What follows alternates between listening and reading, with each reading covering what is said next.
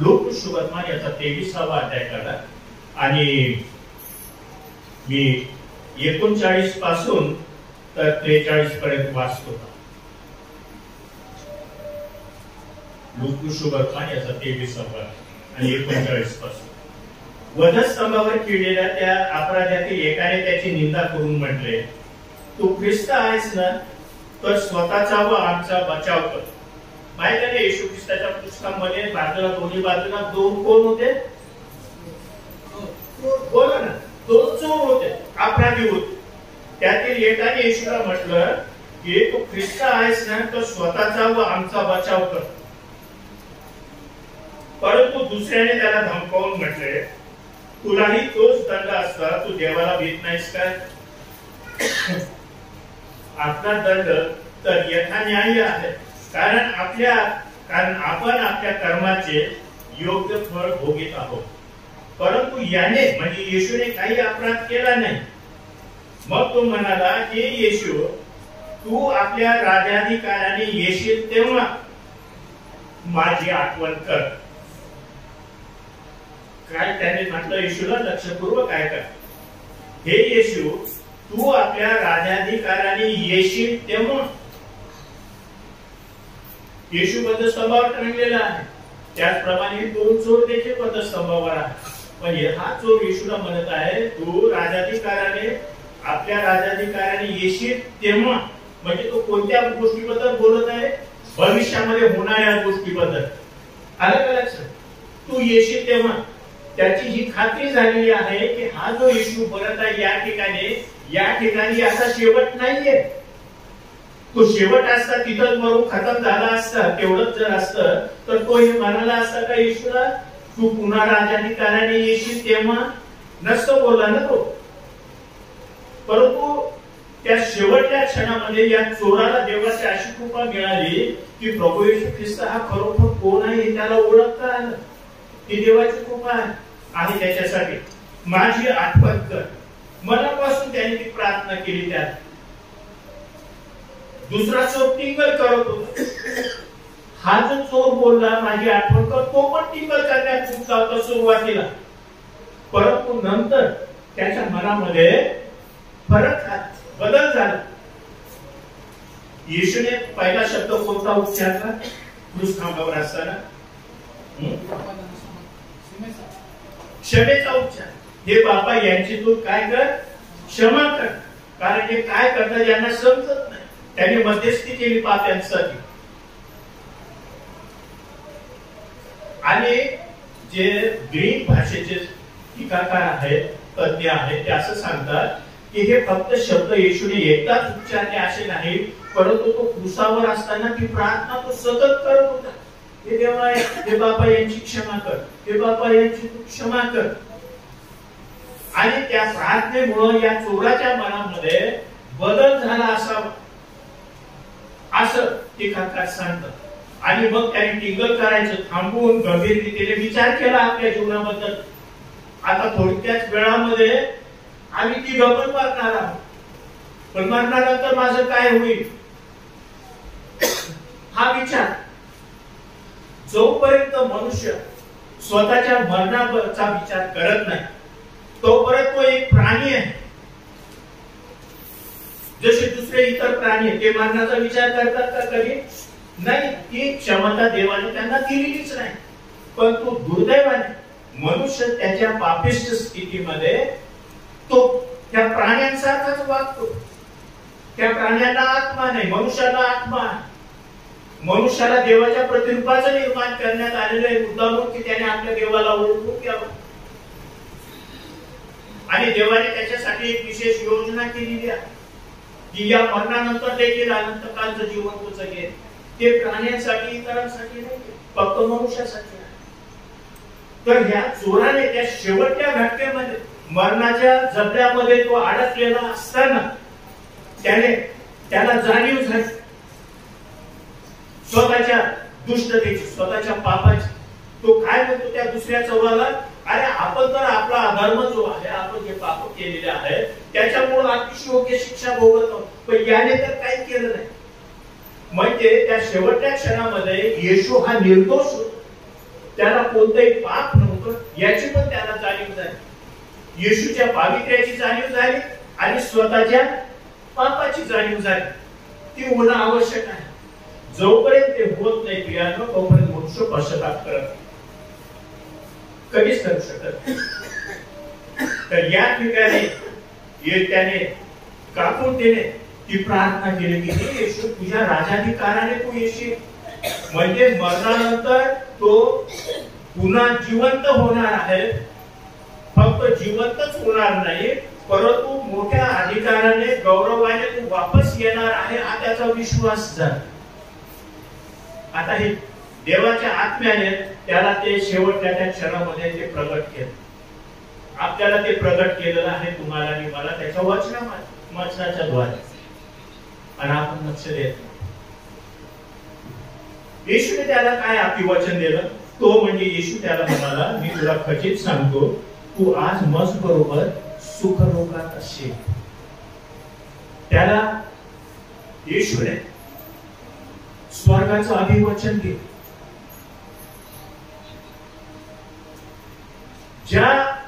जो व्यक्ती मनापासून आकुलतेने त्याची प्रार्थना करतो, आपलं पाप पदरी घेतलं, त्या चोराने आपलं पाप पदरी घेतलं, त्याने पश्चाताप केला, म्हणून तो वाचला, म्हणून त्याला ते अभिवचन देवाचं मिळालं की तू आज बरोबर सुखलोकात असशील. या ठिकाणी मरण तर टळत नाही कोणाचं, तू मरणार आहे, परंतु मी तुला सांगतो, येशूने सांगितलं. येशूचं सांगणं हे का महत्वाचं आहे? कारण त्याने एकदा म्हटलं पुनरुत्थान आणि जीवन मीच आहे. आणखी एकदा त्याने म्हटलं मार्ग सत्य व जीवन मीच आहे, माझ्याद्वारे आल्या वाचून पित्याजवळ कोणी जात नाही. प्रत्येक थोर व्यक्ती जी आहे तिचं सर्व कार्य मरणामध्ये समाप्त होतं, नाही का? सारे जे थोर व्यक्ती होऊन गेले, माणसं होऊन गेले, स्त्रिया होऊन गेले, त्यांच्या मरणामध्ये त्यांचं काम संपून जात. पण त्याच्या उलट अगदी येशूचं आहे ना, त्याच्या मरणाद्वारे त्याचं खरं कार्य जे आहे जगामध्ये, तुमच्या आमच्यामध्ये, पाप्यांमध्ये ते सुरू होत. म्हणून येशू हा अगदी जगावेगळा, सर्वसामान्य माणूस नाही. तो माणसाचं रूप घेऊन तो धारण करून या जगामध्ये आला ते खरं, परंतु तो देवाचा पुत्र होता हे तितकंच खरं आहे. आणि त्याच्यामुळं मरणावर त्याचा अधिकार आहे. येशूने त्याच्या सेवा कार्याला सुरुवात केली तेव्हापासून तो सांगत राहिला की मी यरूशलेमला जाणार आहे, तिथं मला दौड देतील, मला मारतील, पण तिसऱ्या दिवशी मी उठणार आहे.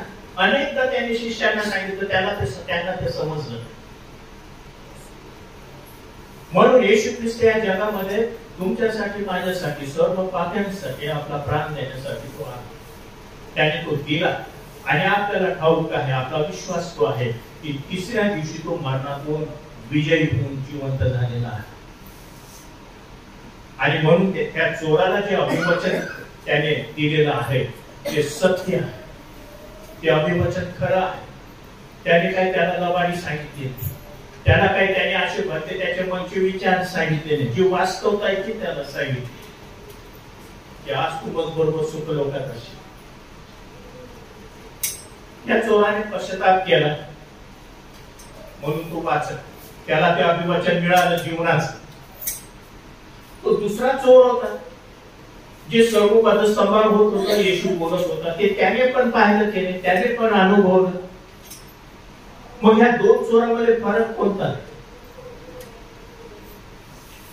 एकाने पश्चाताप केला, एकाने प्रभू येशूवर विश्वास ठेवला की तो जीवनाचा उगम आहे, त्या मरणामध्ये त्याचा शेवट नाही. आणि म्हणून त्याने त्याला प्रार्थना केली, ती प्रार्थना ताबडतोब आहे. दुसरा नुसता मरेपर्यंत टिंगलच करत राहिला. प्रियांनो, अशा प्रकारचे लोक मंडळांमधून आहेत.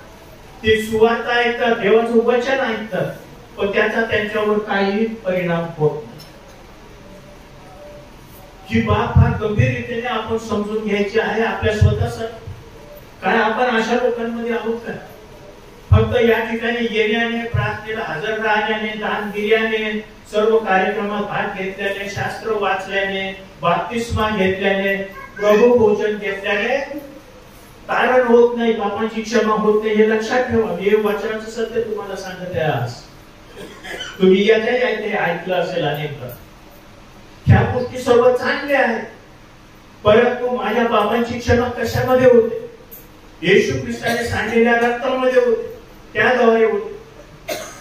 म्हणून आज आपण पाहणार आहोत की येशूने आपल्या उद्धारासाठी त्या क्रूसखांबावर सर्व काय केलेलं. शेवटचं 6वं वाक्य काय होतं? पूर्ण झाले आहे. म्हणजे मनुष्याच्या उद्धारासाठी जे काही सर्व मला करायचं होतं ते मी पूर्ण केलेलं आहे. त्याच्यामध्ये काही अधुरं राहिलेलं नाही. त्याच्यामध्ये आणखी कशाची भर घालण्याची गरज नाहीये. देवाची स्तुती असो या सत्याबद्दल आपल्या वचनामध्ये ते आहे.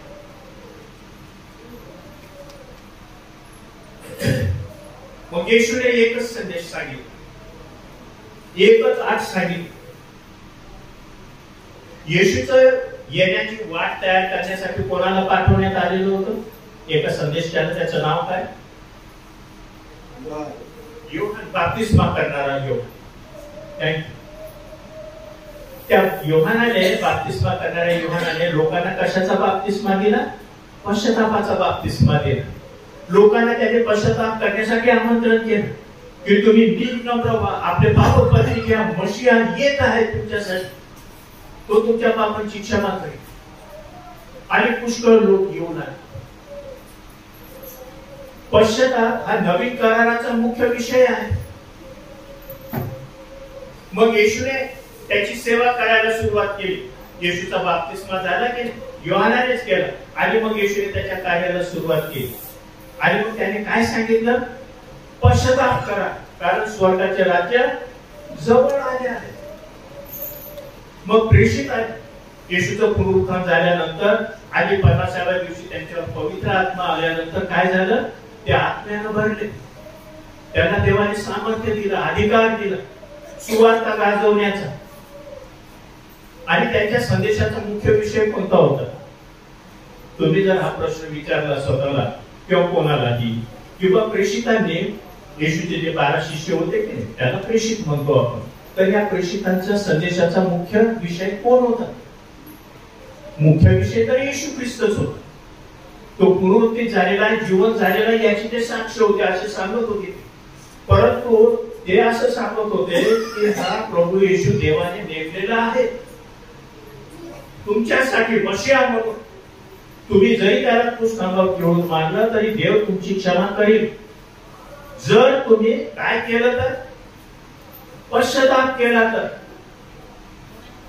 प्रभू येशू ख्रिस्त क्रूसखांबावर मरण पावला, माझा विश्वास आहे. एवढं म्हटल्याने तारण होत नाही, एवढं म्हटल्याने उद्धार होत नाही. प्रिय बंधू भगिनींनो, एवढं म्हटल्याने माझ्या पापांची क्षमा होत नाही. हे आपण मनामध्ये ठासून घेतलं पाहिजे आपल्या स्वतःच्या. जर पश्चाताप नाही तर पापाची क्षमा नाही, जर पापाची क्षमा नाही तर नरकापासून सुटणार. त्या मेल्यानंतर जीवन आहे हे विश्वास आहे की नाही आपण? मरणामध्ये फक्त शरीर जाते, परंतु मरणानंतर 2 ठिकाण आहे, एक स्वर्ग आहे, एक नरक आहे.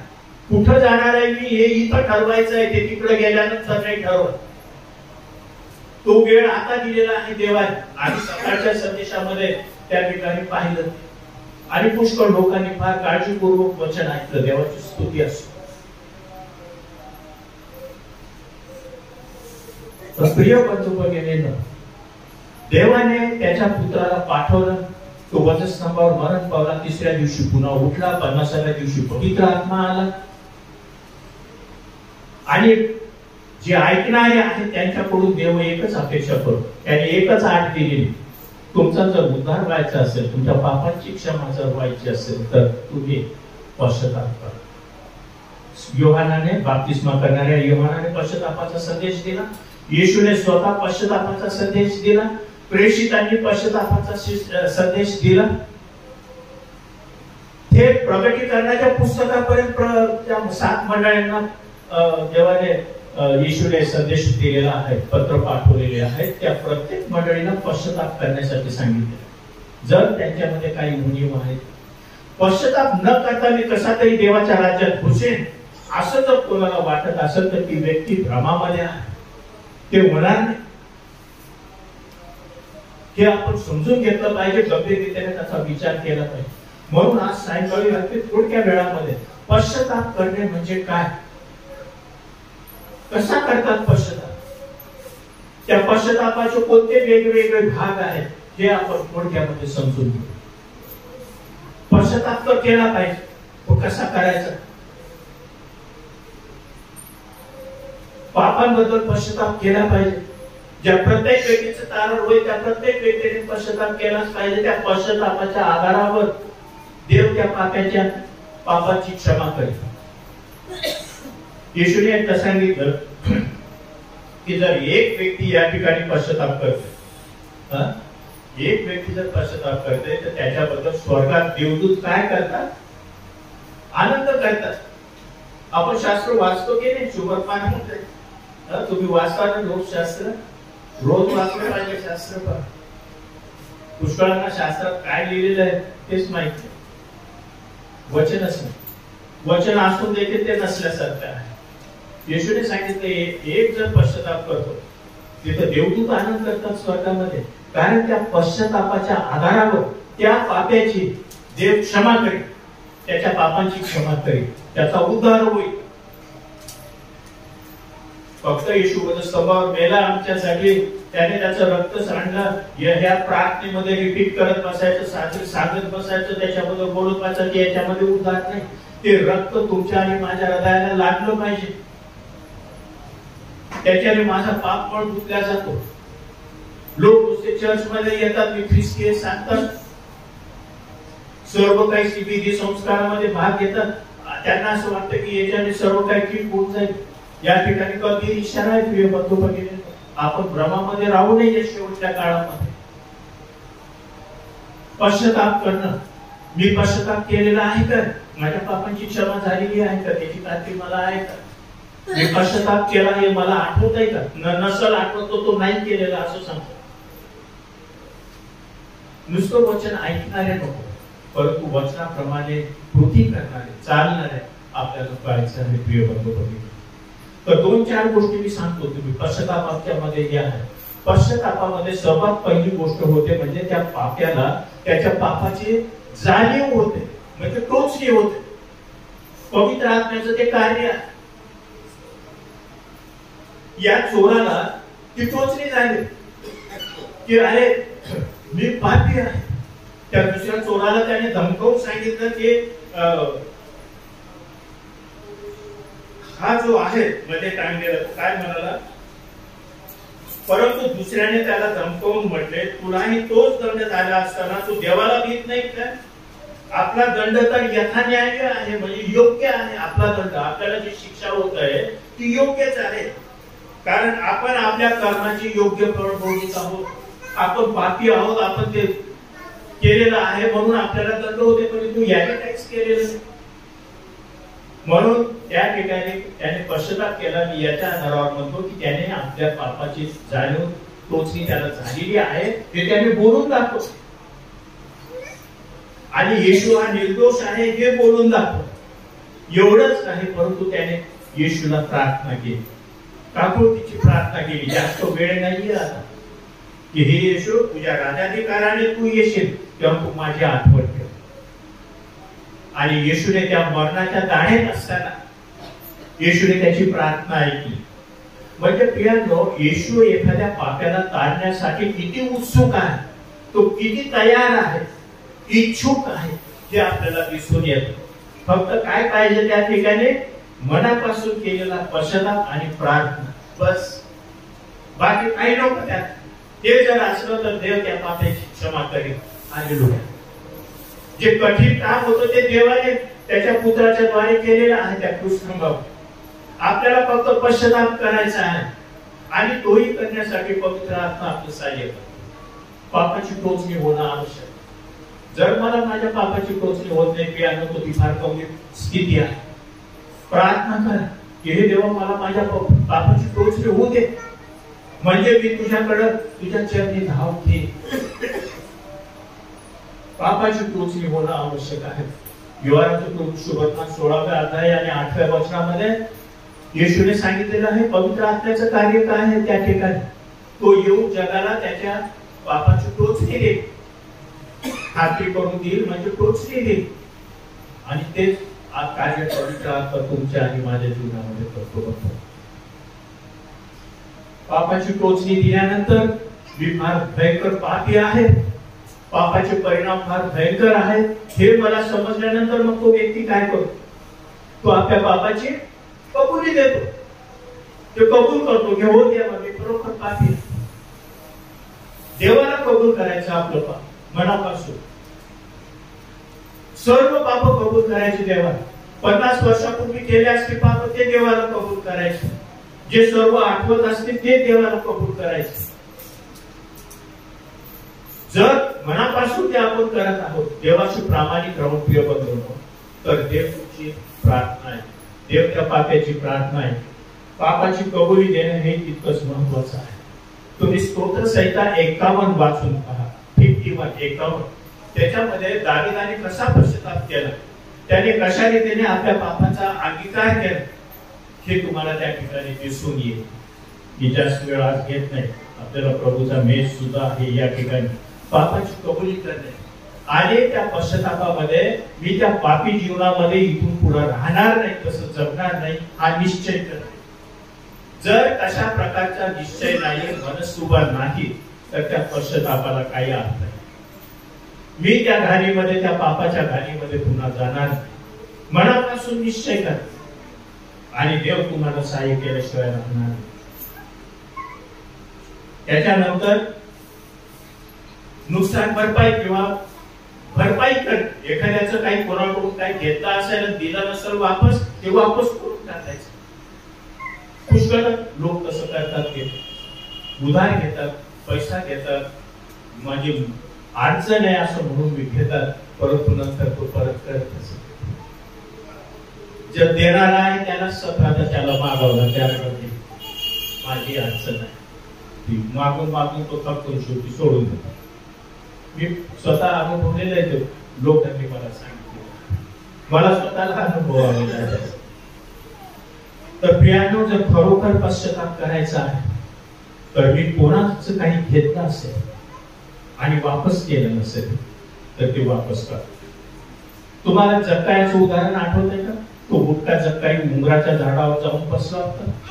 जेव्हा प्रभू येशूने त्याला बोलवलं की पुत्र खाली मला तुझ्या घरी यायचं आहे, तर त्याने घरी नेलं त्याला आणि त्या ठिकाणी त्याने उभं राहून काय सांगितलं सर्वांना, मी जर कोणाचं काही उभारण्याने घेतलं असेल, लूक शुभवर्तमानाच्या 19व्या अध्यायामध्ये जक्कायाची गोष्ट आहे, मी जर कोणाचं उभारण्याने म्हणजे कोणाला फसवून फ्रॉड करून जर काही घेतलं असेल तर मी चौपट वापस करतो असं तो प्रभूला सांगितलं त्याने सर्वांच्या समोर. त्याचा खरा पश्चाताप. म्हणून जर असं कोणाचं काही नुकसान केलं असेल, पैशा अडक्यानेच नाही, परंतु कोणाच्या बद्दल खोटी अफवा पसरवली असेल, कोणाच्या चारित्र्यावर चितोडे उडवले असतील, खोट्या प्रचार केला असेल, तर त्या भावाची, त्या बहिणीची तुम्हाला क्षमा मागणं आवश्यक आहे. त्याची भरपाई होणं आवश्यक आहे. देव त्याची अपेक्षा करतो, भरपाई करणे. आणि शेवटला मी मुद्दा सांगतो की पापाची क्षमा कर, पाप्याची क्षमा करणे, एकमेकांची क्षमा करणे, पापाची क्षमा नाही, एकमेकांची क्षमा करणे. येशूने काय सांगितलं त्याच्या शिक्षणामध्ये? एकदा पेत्राने त्याला विचारलं, संत पेत्र, प्रेषित पेत्र, की मी माझ्या भावाची 7 वेळेला क्षमा करावी काय? येशूने त्याला काय उत्तर दिलं? 7 वेळेला नाही, परंतु 7च्या 70 वेळा क्षमा कर. म्हणजे क्षमा करत असताना 1 2 3 4 मी 7 क्षमा केली असं मोजू नको, क्षमा करतच राहा. कारण देव क्षमाशील आहे. जर मी माझ्या पापांसाठी देवाजवळ क्षमा मागतो, तर मी देखील माझ्या इतर बंधू भगिनींची क्षमा करावी ही देवाची इच्छा आहे. एकमेकांची क्षमा करणे. प्रिय बंधू भगिनी, आपल्या मंडळ्या ज्या आहेत की सर्वकडे, सर्व मंडळ्या, त्या मंडळ्या ह्या अशा रीतीने क्षमा न करण्याच्या आत्म्याने अगदी जर्जर झालेल्या आहेत. क्षमाच करत नाहीत लोक. लहान लहान गोष्टीवरून गैरसमज आणि मनामध्ये विरोध किंवा कटुत्व धरून बसतात. कधी कधी वर्षानुवर्ष ते करत असतात. हा दुःखाची गोष्ट आहे. आपण एकमेकांची क्षमा केली पाहिजे. गुड फ्रायडेच्या दिवशी आपण येऊन बसतो त्या ठिकाणी फार गंभीर होऊन, आणि येशूचं ते पहिलं वाक्य असेल, हे बाबा यांची तू क्षमा कर, असं तो म्हणाला. त्याच्यावर मनन करतो, या चोराच्या जीवनावर मनन करतो. परंतु तिथून जातो आपण, विसरून जातो सर्व काही फायदा नाही त्या गुड फ्रायडेच्या मननाला. जर मी माझ्या भावाची माझ्या बहिणीची क्षमा करत नाही तर माझं सांगणं पडतंय का? मी माझं नाही सांगत, प्रिय बंधू भगिनी, देवाच्या वचनातून सांगत. येशूने त्याच्याबद्दल दाखले दिले. जर क्षमा करत नाही, येशूची जी शिकवलेली जी प्रार्थना, ज्याला आपण प्रभूची प्रार्थना म्हणतो, त्याच्यामध्ये पण ते शिकवलेलं आहे. जशी मी माझ्या अपराध्यांची क्षमा करतो, तशी देवा तू माझी क्षमा कर. आणि येशूने सांगितलं, तू जर तुझ्या भावाची क्षमा करत नाही तर देव देखील तुझी क्षमा करणार. हा क्षमेचा आत्मा जर मंडळांमध्ये आला की नाही, प्रिय बंधू भगिनी, तर किती बदल होईल. संजीवानी एकीचा आत्मा, प्रीतीचा आत्मा नाही. देवाच्या आत्म्याच्या कार्याला अडथळणं जे आहे ते दूर होते. मंडळी वाढेल, आध्यात्मिक जीवनामध्ये मंडळीची वाढ होईल. दुसरे लोक येऊन या ठिकाणी बसतील. कारण हा क्षमेचा आत्मा नसल्यामुळं काय झालेलं आहे की आज ज्या सर्व मंडळी आहेत त्यांच्या कोर्ट केसेस चालू आहेत. जे लोक देवाला दानपात्रामध्ये पैसा देतात तो कोर्टाला लावण्यात झाला. ही खरीच वास्तवता आहे की नाही? सर्वकडे. पण प्रियांनो, जर पश्चाताप करायचा आहे तर त्या पश्चातापामध्ये एकमेकांची क्षमा करणे हा सुनिश्चय असणं आवश्यक आहे. मी कोणत्या 2-4 गोष्टी सांगितल्या.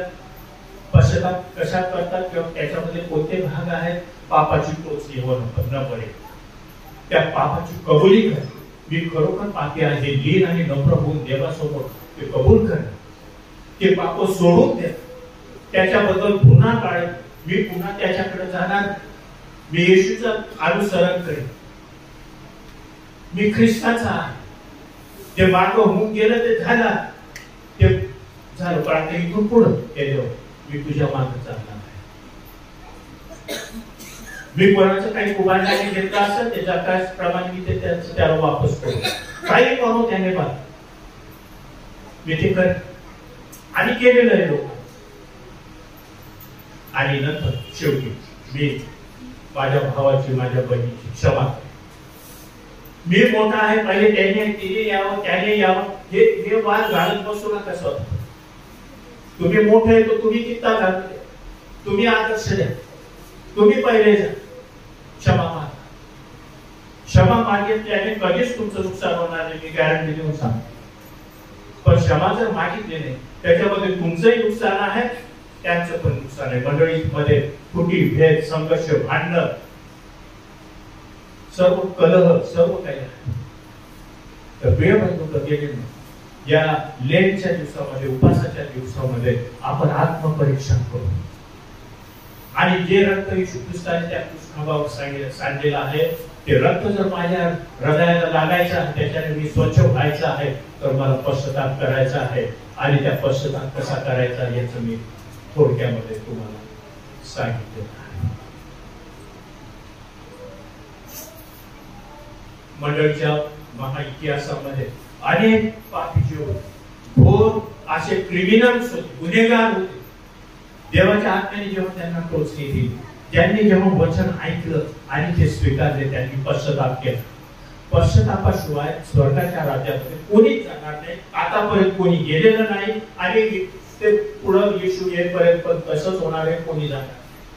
पश्चाताप ही एकच आठ देवाने ठेवलेली आहे आणि त्याच्याशिवाय देवाच्या राज्यामध्ये प्रवेश होणार नाही, माझ्या पापाची क्षमा होणार नाही. जर होत आहे तोही असं वाटतं काही दुसरे मार्ग आहेत असं वाटतं, तर ती व्यक्ती भ्रमामध्ये आहे, बहरलेली आहे, तिला समज नाही असं म्हणावं लागेल शास्त्राच्या आधारावर.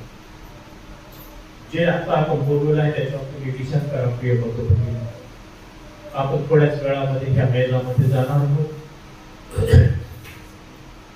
जे रक्त येशू ख्रिस्ताने सांडलं, जे शरीर त्याचं त्या क्रूस कामावर मोडण्यात आलं, त्याच्या स्मरणार्थ आपण हे करणार आहोत.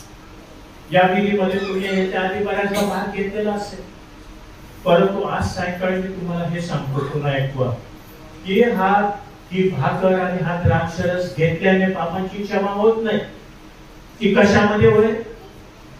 येशू ख्रिस्ताच्या सांडलेल्या रक्तामध्ये.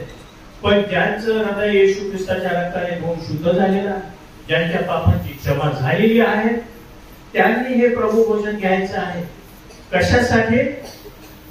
ते स्मरायचं आहे आपल्याला की येशू माझ्या पापांसाठी मरण पावलेला आहे, तो तिसऱ्या दिवशी पुनरुत्थित झालेला आहे. आणि या चोराप्रमाणे ती आशा माझ्यामध्ये पाहिजे की हे येशू तू पुन्हा येशील तेव्हा तू माझी आठवण ठेव, मला तू जिवंत कर आणि तुझ्या राज्यामध्ये. हे तू मागत आहे चोर, ते अभिवचन त्याच्यामध्ये आहे. तर या विधीसाठी आपण या वेळेला आपल्या आत्म्याची तयारी करूया. त्याच्यासाठी आपण थोडी प्रार्थना करूया. आपण शांत राहून आपल्या मानाखाली लावूया. आपण प्रार्थना प्रभू येशू ख्रिस्त देवा, सायंकाळी थोडक्या वेळामध्ये तुझ्या वचनाचं सत्य जे आहे ते आम्ही समोर आणण्याचा प्रयत्न केलेला आहे. आणि माझी खात्री आहे प्रभू की जे ऐकणारे आहेत त्यांना हे तुझं वचन स्पष्ट रीतीने समजलेलं आहे. आम्ही तुला विनंती करतो की त्या वचनाच्या आधारावर तू त्याच्या हृदयामध्ये आत्म्याचं कार्य तू कर. पापाची टोचणी तू दे, आपलं पाप कबूल करण्यासाठी त्यांना तू कृपा दे प्रभू. आणि मनस्वी खरा खुरा पश्चाताप करण्यासाठी तू त्यांचं सहाय्य कर, अशा मी तुला विनंती करतो प्रभू. आम्ही आज सायंकाळी तुझ्या मेजासमोर आहोत. तुझ्या मरणाचं, तुझ्या पुनरुत्थानाचं ते दर्शक आहे. आम्हा पापासाठी जे तू रक्त सांडलंस प्रभू, आमच्या पापांच्या क्षमेसाठी त्या रक्ताचं ते दर्शक आहे. म्हणून प्रभू येशू ख्रिस्त या मेजासमोर गंभीररीतीने येण्यासाठी तो आमचं साधन. प्रत्येक हृदयाची तू तयारी कर. आणि म्हणून गंभीररीतीने स्वतःचं आत्मपरीक्षण करीत आम्ही या मेजासमोर यावं म्हणून तू आमचं सांग. येशूच्या नावाने मागतो म्हणून आमेन.